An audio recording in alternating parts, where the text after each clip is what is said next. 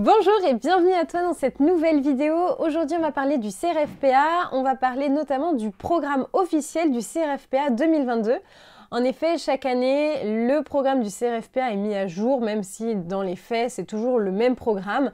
Pour autant, c'est quand même assez important si tu t'intéresses à l'examen du CRFPA ou si tu le passes tout simplement comme moi en 2022, et bien d'avoir un petit peu une vision déjà de ce qu'il va falloir que tu apprennes, les différentes notions qu'il va falloir que tu assimiles et les matières qui te seront donc proposées. Alors c'est la première fois pour moi que je fais une vidéo avec des notes. Normalement je fais toujours des one-shots et voilà, je suis plutôt dans l'improvisation, mais c'est vrai que pour cette vidéo, puisqu'on m'a parlé du programme du CRFPA, c'était un petit peu compliqué pour moi de les avoir toutes en tête, d'avoir toutes les matières et surtout d'avoir voilà, tous les chapitres à bien réviser pour le CRFPA. Donc je vais pouvoir un petit peu zioter sur ce petit programme que tu peux retrouver d'ailleurs sur le site de la Prépa Dalloz.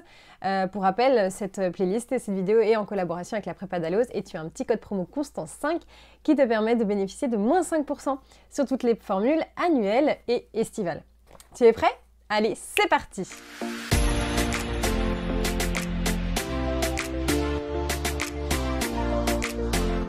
Donc pour rappel, l'examen du CRFPA, c'est l'examen pour devenir avocat. C'est un examen qui se passe donc une fois par an au mois de septembre, qui se compose d'épreuves qui sont écrites et des épreuves orales.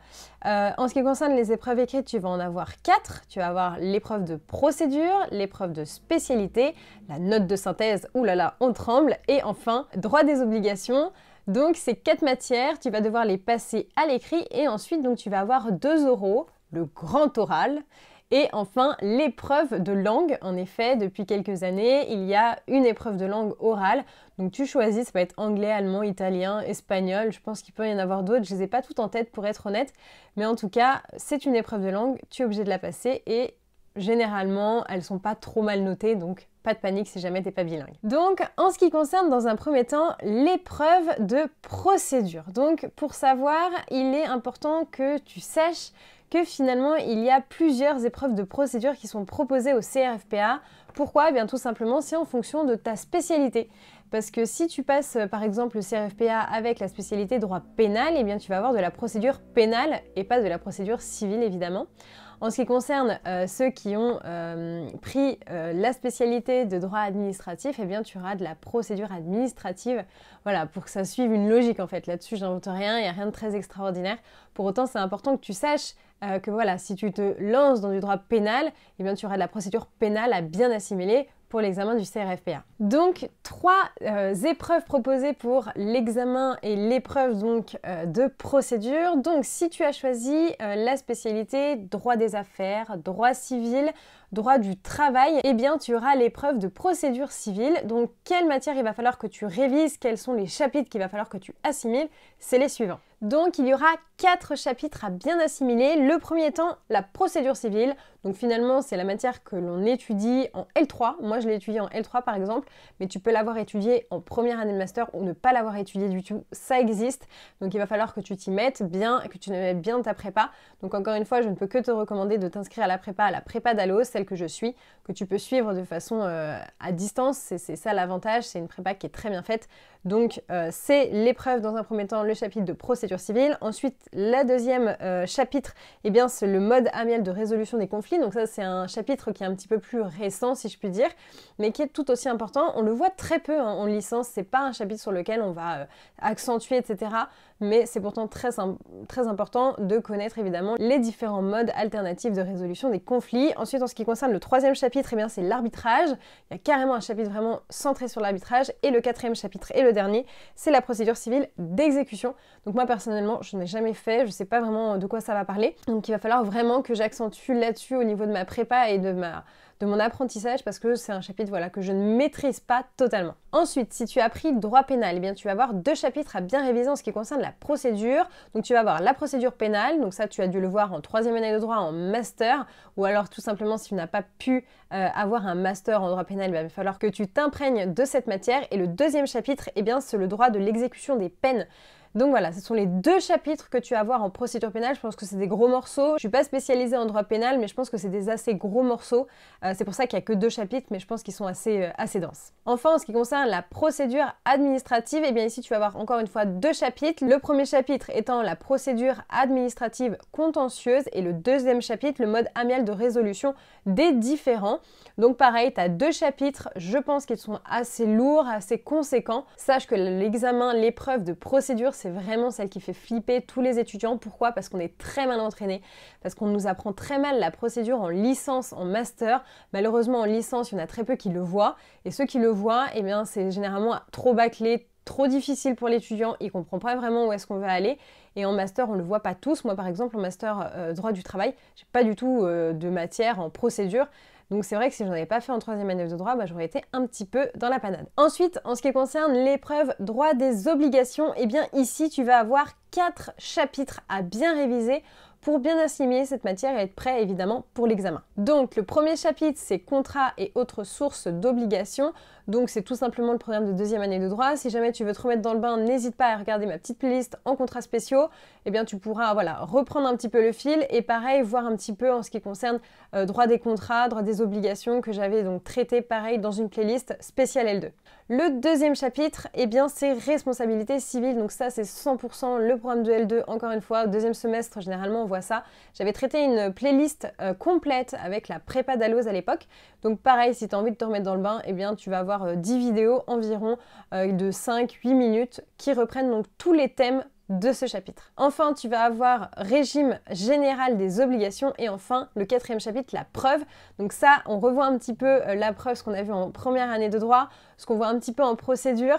Donc là, ce sont des chapitres un petit peu annexes, mais pourtant il faut bien les maîtriser parce que tu vas quand même avoir une épreuve bien pointue dessus et c'est très important de faire la différence sur ces matières qu'on a généralement plus de mal à s'y remettre parce que c'est des matières qu'on a vues il y a quelques années. Maintenant, regardons ensemble les programmes des spécialités. Donc en termes de spécialité pour le CRFPA, tu vas avoir le choix entre 7 matières: droit civil, droit des affaires, droit social, droit pénal, droit international, droit fiscal et enfin droit administratif. Donc ce sont toutes ces matières que tu vas pouvoir, donc tu vas en choisir une seule. Donc je te conseille là-dessus de rejoindre ma vidéo genre quelle spécialité choisir pour le CRFPA. J'avais traité là-dessus différents conseils en fait que je pouvais te donner. Donc on va regarder ensemble les différents chapitres qu'il va falloir que tu regardes en fonction de ta spécialité. Donc là c'est le moment où je prends un peu mon anti-sèche parce que ça va être un petit peu long pour moi sinon de me remémorer finalement tous les chapitres. Donc si tu as choisi droit civil, eh bien tu vas avoir 5 chapitres à réviser. Le premier étant droit des biens, droit de la famille, régimes matrimoniaux, contrats spéciaux et enfin sûreté. Donc ça c'est 100% le programme de L1 et de Master 1. Donc ça c'est incroyable, mais finalement il va vraiment falloir que tu te remettes dans ton chapitre à fond de première année de droit en élargissant un petit peu le thème. Donc tu peux rejoindre pareil mes différentes playlists en droit de la famille et droit des biens parce que ça peut vraiment t'aider à te remettre toutes les idées en tête. Et ensuite régimes matrimoniaux, contrats spéciaux pareil, j'ai traité une playlist et enfin sûreté pareil, tu as une playlist sur ma chaîne YouTube. Donc si tu as besoin de te remettre un peu tout ça, toutes les idées en tête, eh bien n'hésite pas à aller regarder mes petites vidéos et puis ensuite tu te mets à fond dans ta prépa pour bien réussir. Ensuite, la spécialité droit des affaires, tu vas avoir 4 chapitres cette fois à bien réviser, c'est commerçants et sociétés commerciales, fonds de commerce, opérations bancaires, droit des procédures collectives. Donc ça, moi j'en ai pas du tout vu, mais par contre ça c'est des thèmes je pense que tu as dû voir en Master 1 ou Master 2 évidemment. Ce sont des thèmes assez pointus et spécifiques. Donc si jamais tu n'as pas eu un master en droit des affaires, il va falloir que tu te baignes et que tu t'imprègnes à fond de ces chapitres-là. En ce qui concerne la matière droit social, donc ça c'est la mienne, celle que j'ai choisie, il va falloir que je vois 3 gros chapitres: droit du travail, protection sociale et enfin circulation et détachement des travailleurs salariés dans l'espace de l'Union européenne. Donc c'est 3 gros chapitres quand même. Finalement c'est 100% mon programme de Master 1. C'est 100% ça, donc c'est assez cool parce qu'au moins j'aurai tout en tête avant de me mettre à fond dans ma prépa. En ce qui concerne droit pénal, cette fois tu vas avoir 3 matières à bien réviser, enfin 3 chapitres exactement. Donc droit pénal général, ce qu'on voit généralement en 2e ou 3e année de droit, droit pénal spécial, donc ça on peut le voir, moi j'en ai vu par exemple en 2e année de droit, mais surtout je pense en Master 1, et ensuite 3e chapitre, droit pénal des affaires. Donc ça c'est une matière qui est un petit peu plus spécifique, mais qu'il va falloir bien que tu assimiles avec différents sous-thèmes: abus de biens sociaux, banqueroute et délit d'initié. En ce qui concerne la spécialité droit administratif, je t'encourage vraiment à te pencher sur cette spécialité si tu hésites parce que franchement il y a peu d'étudiants qui l'apprennent et du coup forcément il y a moins de concurrence. Donc il y a 2 chapitres à bien réviser, droit administratif général, donc là le programme de L2 tu le manges, et ensuite droit administratif spécial, ça je pense que tu le vois en master. Donc effectivement, c'est pas forcément facile. Tu vas voir la fonction publique d'État, droit des travaux publics, contrat et marchés publics et droit des étrangers. Donc ça, je pense, ça reprend un petit peu le programme de 2e année de droit, mais surtout de master 1. Ensuite, droit international et européen, tu vas avoir 3 chapitres. Le droit international privé, le droit du commerce international et le droit de l'Union européenne. Ça, c'est vrai que je l'avais vu en 2e année de droit et en master 1 en ce qui concerne le droit international privé. Donc, c'est des gros morceaux, c'est pas facile. C'est vrai que c'est plus simple si tu as fait un master en droit international, je te le conseille. Mais si tu te sens chaud pour apprendre et t'initier tout simplement avec cette matière, vas-y, lance-toi. Enfin, droit fiscal. C'est une matière que je déteste, c'est pas grave, tu peux quand même choisir cette spécialité évidemment. 5 chapitres à réviser, les sources du droit fiscal, l'imposition du résultat des entreprises, l'imposition du chiffre d'affaires de l'entreprise, l'imposition des revenus et du patrimoine des personnes physiques, et enfin, le contrôle et contentieux fiscal. Waouh, je suis même pas sûre d'avoir bien compris chaque titre que j'ai lu, mais pour autant, voilà le programme si jamais tu es un fiscaliste dans l'âme, tu as dû bien comprendre. Mais je pense que ça, c'est 100% du master, master 1, master 2. C'est vrai que peut-être pour cette spécialité, je conseillerais de passer le CRFPA après le master 2. Après, c'est peut-être parce que cette matière elle me paraît tout à fait abstraite, mais c'est vrai que c'est quand même assez... le programme est quand même assez lourd et c'est assez technique. Pour rappel, tu as quand même une playlist en droit fiscal sur ma chaîne YouTube si jamais tu as envie de te remettre des petites notions en tête, n'hésite pas à aller les regarder. Enfin, tu vas avoir la note de synthèse, on va faire une vidéo 100% sur la note de synthèse parce que c'est l'épreuve qui fait flipper tout le monde, mais pour autant c'est quand même très important de l'avoir en tête parce qu'elle conditionne vraiment très souvent ton admissibilité ensuite pour le grand taux, donc il faut vraiment pas la prendre à la légère. Pour rappel, la note de synthèse c'est un corpus de textes, de documents, il peut y en avoir entre 15 et 23 et il va falloir que tu fasses donc une synthèse de 4 pages maximum sur ces différents documents de façon synthétique évidemment en les citant tous dans ta synthèse.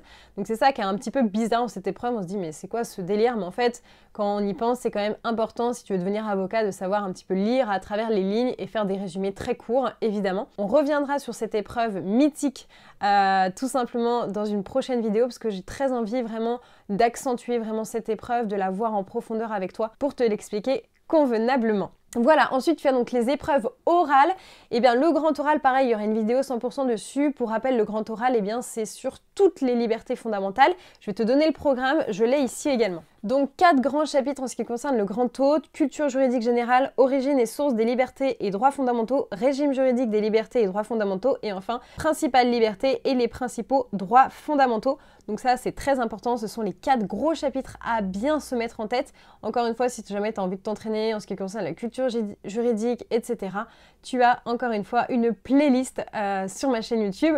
Donc voilà, tu as pu voir que moi je traitais un petit peu de toutes les matières. Si jamais ça peut t'aider à te remettre les notions en tête, n'hésite pas à aller faire un tour et puis me laisser un petit commentaire si tu as besoin. En tout cas, j'espère avoir bien su t'aider par rapport à cette vidéo pour y voir un petit peu plus clair en ce qui concerne le programme du CRFPA, l'examen qui est quand même très important pour de nombreux étudiants qui le passent évidemment. On a 3 chances pour le passer, donc faut pas trop se louper. En tout cas, n'hésite pas à me poser toutes tes questions en commentaire. N'hésite pas à faire un tour sur le site de la Prépa Dalloz qui est très bien fait puisqu'il reprend tout le programme du CRFPA et te met donc voilà toutes les matières, tous les chapitres, etc. que j'ai pu te citer. Je te mets le lien en description et n'oublie pas que tu as un petit code promo Constance5 qui te permet d'avoir 5% sur les prépas estivales et annuelles de la Prépa Dalloz. Voilà, je te souhaite une très bonne journée. N'hésite pas à liker et t'abonner et je te dis à bientôt!